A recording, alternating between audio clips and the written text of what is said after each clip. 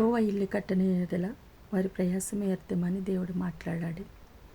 మరి ఆ ఇల్లు ఏంటి అంటే ఈ లోకంలో మనము ఉంటున్న ఇల్లు కోసము మాట్లాడింది దేవుడు కాదు కదా. మన హృదయం కోసము మన కోసం మాట్లాడాడు. ఎందుకంటే మన హృదయము దేవుని ఆలయము. అంటే మన హృదయములో దేవుడు ఎప్పుడు కూడా ఉండాలని ఇష్టపడతాడు. ఆయన ఎందుకు ఇష్టపడతాడంటే నీ కోసం నా కోసము ఈ లోకానికి వచ్చి మరి మన కోసము మరణించి తిరిగి లేచిన దేవుడు. మన పాపాన్ని అంతటిని కూడా ఆయన మోసిన దేవుడు. మరి తల్లి అయినా మరిచినేమో కానీ నేను నిన్ను మరవనని దేవుడు మనతో మాట్లాడాడు. మరి ఆ రీతిగా అంతగా ప్రేమించిన దేవుడు మన హృదయంలో ఉండాలని ఎందుకు ఇష్టపడుతున్నాడు? ఎందుకంటే మనం ఈ లోకంలో అనేకమైన విధాలుగా మనం పాడైపోస్తామేమో. మనం దేవుడు ఈ లోకంలోకి ఎందుకు పంపించాడు? ఆ గురిని వదిలి ఈ లోకంలో మన బిడ్డల కొరకు, లేకుంటే మన అవసరతల కొరకు, మన ఆర్థికమైన ఇబ్బందుల కొరకు మనం దేని కొరకైనా ఈ లోకంలో పడిపోతామేమో. ఈ లోకం అంటే ఏంటి? లోకము పాపమే. ఎందుకంటే అపవాది ఏలుబడిలో మనం ఉన్నాం.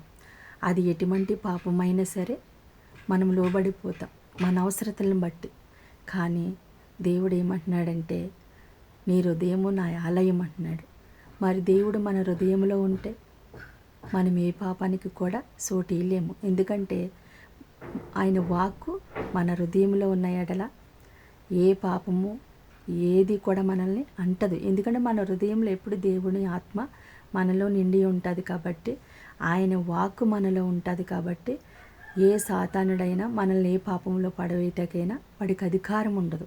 ఎందుకంటే మనం దేవుని ఆదానంలో మనం ఉన్నాము, దేవుని బిడ్డలుగా మనం ఉన్నాము కాబట్టి. అదే మనము దేవుని వాక్కు మన హృదయంలో లేకపోతే, ఆ వాక్కు మన హృదయంలో ఉండాలంటే మనం ఏం చేయాలి?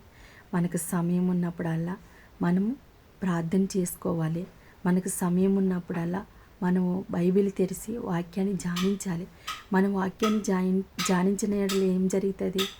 ఆయన మాటలో మన హృదయంలో ఉండగలుగుతాయి. అంటే మన హృదయంలో ఆయన మాటలు ఉన్నాయంటే మనం ఆయనకి సమీపంగా ఉన్నట్టు, ఆయన మనకు సమీపంగా ఉన్నట్టు.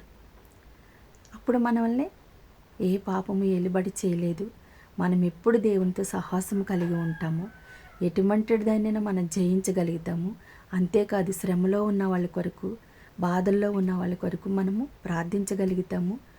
అంతేకాదు వాళ్ళని మనము ధైర్యపరుచుతాము. ఎందుకు? దేవుడు మనల్ని ధైర్యపరుస్తున్నాడు. అంటే ఏ శ్రమలో ఏ పాపంలో మనల్ని జాలేము. ఎందుకంటే దేవుడు మనకు తోడై ఉన్నాడు కాబట్టి. అలాగే మనము కూడా అనేకమైన బిడ్డల కొరకు ప్రార్థించే బలముని, శక్తిని, నిరీక్షణ దేవుడు మనకి కలిగజేస్తాడు. అలాగా మన హృదయం ఎప్పుడు దేవునికి సమీపంగా ఉండాలని నేను దేవుని కోరుకుంటున్నాను. ఈ చిన్న వాక్యం దేవుడు దీవించును గాక.